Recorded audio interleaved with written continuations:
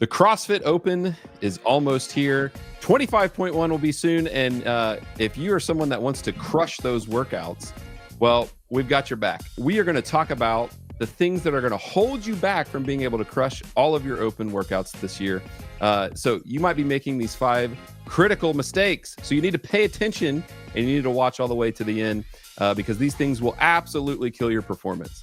So you need to fix them now and watch your scores skyrocket. So I'm going to bring the team in and we're going to break things down for you. So as always, make sure that you are subscribed to the channel, that you like this video because we're putting out lots of content for you, and that helps the channel. It's a free way to help the channel. You don't even have to give us any money. You just subscribe, like, that helps us out. That gets the videos out farther, and it makes Gab happy so that she doesn't abuse me. So, so all right. So Justin, Gab, welcome back for another episode. So the CrossFit Open is happening really soon. As of this recording, it's about a week away. And I'm sure that you have lots of clients that are just absolutely wanting to crush it this year, that are wanting to dominate their gym. They want to be able to talk smack to their friends and get those bragging rights.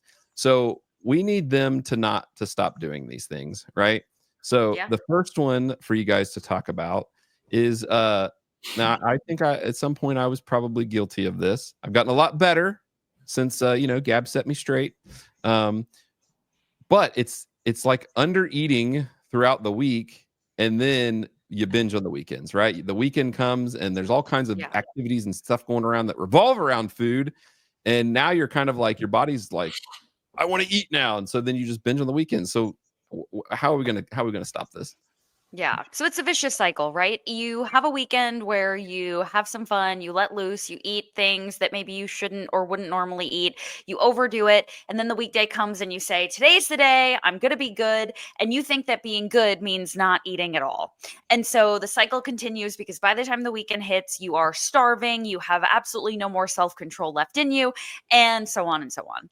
So really what we need to make sure that we're doing is eating enough during the week so that on the weekends we can have a little bit of fun, but keep it where we need it to be, live our life, not give up our social, calendar for the sake of, performing well, but just living like a normal person, getting enough protein, making sure that we have enough carbohydrates to fuel our workout, making sure our calories are not overboard, and just really keeping consistent.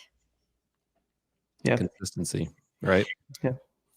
Yeah, there's like 2 binging cycles that occur for people. It's not eating enough throughout the day and binging at night. This is like a microcycle binge that people go through.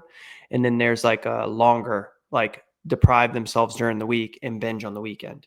And your body will feel that. Like if you don't eat enough throughout the week and you eat, you're going to want to overeat on the weekend. And when things appear like pizza or this or that, the urge is going to be so much like more strong than if you were to eat consistently throughout the week. And so to tackle onto what Gabbett said, you have to, like, let's say you binge on a Tuesday night, right? Or a Saturday night, right? Sunday, you have to eat in the morning and not fast and restrict. Yep. Even if you binge Sunday night, again, you have to still eat again in the morning. The only way you're going to break the cycle is if you continuously eat, regardless of if you binge or not. Right. And that's really hard to do, but it's going to make the world of a difference. And eventually it'll get to nighttime and the urge will be gone and you won't binge anymore. Yeah. Well, and so the key there that you said is the C of CBG, right? Consistency, and staying consistent. So in regards to your workouts as well, I mean, if you're underfueled during the week, when it comes to, if most people are doing their Friday night light workout, or even if they're doing it on Saturday or something, they've been underfueled all week. And so their workout's not going to be as good. And then when it comes to their other goals, then they're binging after that workout, right? And then like they're just repeating that cycle but they're not getting any benefits from it from the workout. It sounds like what you're saying. So fuel your workouts, not fuel your WODs, not your social life. Yes. Love that. Yes. That's the binge on the weekends thing that people do. Most of us work out and hit most of our workouts during the week. You're literally fueling your social life on the weekend, not your workouts. Eat more during the week and then make sure you eat consistently during the weekend. There you go. All right. Next one is you got to know how much protein you're taking in, right? Protein. Tell us why protein is important for crushing these workouts that are going to come up. Yep. Yeah. Protein's the most important macronutrient if you're doing 4 to 5 watts per week. It helps us recover better. Remember, as you know, people doing high intense workouts, whether you're doing high rocks or you're doing metcons, doing high intense workouts at end ranges of motion mean that we constantly need to be repairing muscle tissue and that muscle soreness and recovering, right? So that we can go into our workouts day in and day out and actually hit things with intention. So this is extremely important in the open because you might be doing redos and multiple workouts in a row. Then you have to start preparing for next week's workout for like 25.2 that's coming out. And so getting in enough protein consistently helps that recovery process, prevents injury. And so, yeah, you have to quit guessing your protein. You should be hitting somewhere between 0.8 to 1 gram per pound of body weight every single day, and making sure you're prioritizing a post-workout protein shake to speed up that recovery process and add in some carbs. All right. Good stuff. All right. The next one. All right. So this kind of goes, this is kind of connected to the binging one, right? We touched on this. Mm-hmm. So it's working out underfueled, right? So we talked about that cycle of being underfueled and then binging on the weekends and how that's a problem for your workouts. So, but specifically, what's the issue then if we're underfueled for a workout? If you are showing up to the gym and you have not had something to eat, I don't care if you're working out at 4 o'clock in the morning. I don't care if you had a really big dinner last night. If you are not giving your body, if you are not topping off your carbohydrates, you are leaving gains on the table. You are in a position where you are not going to be able to go as hard as you could. You are in a place where you are going to run out of fuel and hit the wall faster, and you're just never going to reach your potential. And I think one of my favorite things as a coach is when I first introduced an intra-workout carb to my clients and they start doing it and they realize, oh my God, I am so much better and more capable than I thought. And it has nothing to do with their abilities or, their strength or their fitness. It's literally just energy. It is just energy. So if you really want to get something out of your workouts, if you really want to improve, if you really want to get to the next level, you cannot be afraid of carbs, especially not processed carbs. It is so important that you are fueled and hard stop. Mm-hmm. All right. So you mentioned, Gab, you mentioned introducing intra-workout carbs.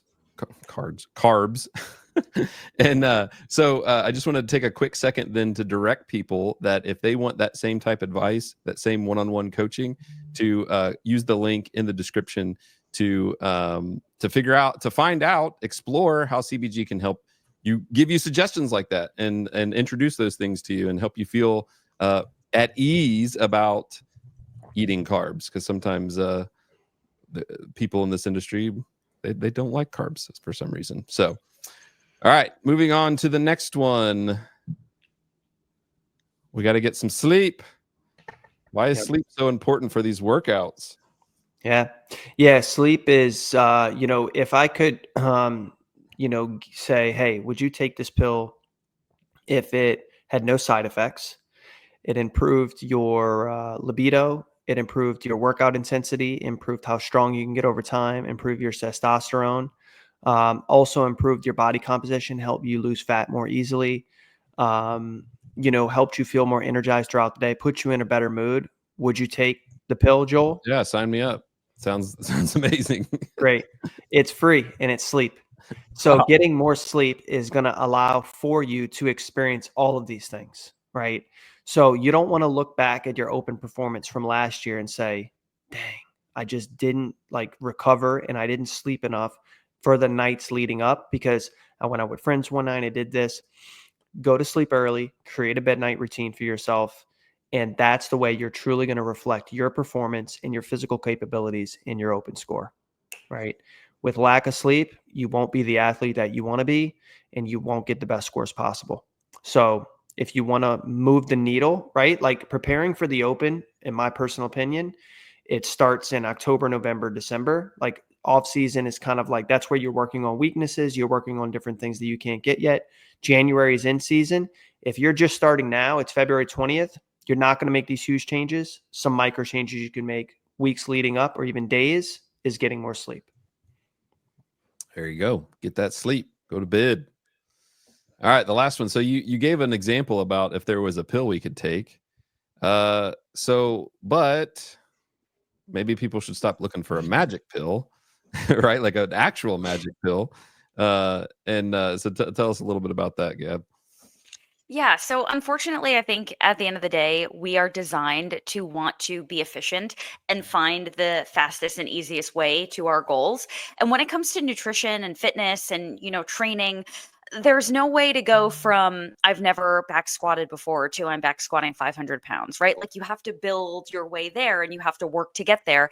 And it's the same thing with your health and your nutrition, right? You have to kind of do the work to get there.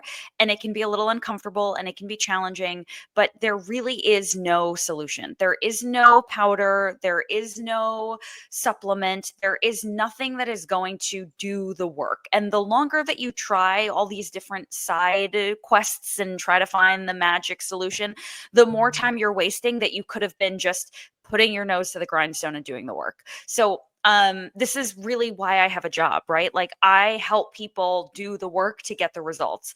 And there really is there's no secret. If there was, like, I'd sell it. You know what I mean? Like we'd sell it. CBG would be selling the pill, but there is none. It really is it's just work. It's just getting 1% better every day. So if there's a max back squat in the open this year, there's not anything I can take that's going to help me increase my back squat by 400 pounds instantly. Nothing that's legal, Joel. Man, don't tell me what I can't do. So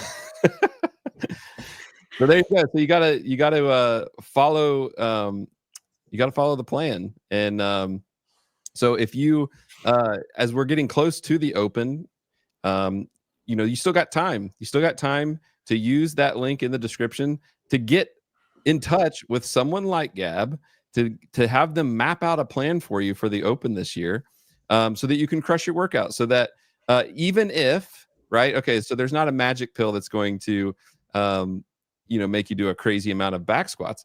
However, if you're not eating right and you get a coach that shows you how to eat right, even just in a few days, you might PR that back squat in the open workout.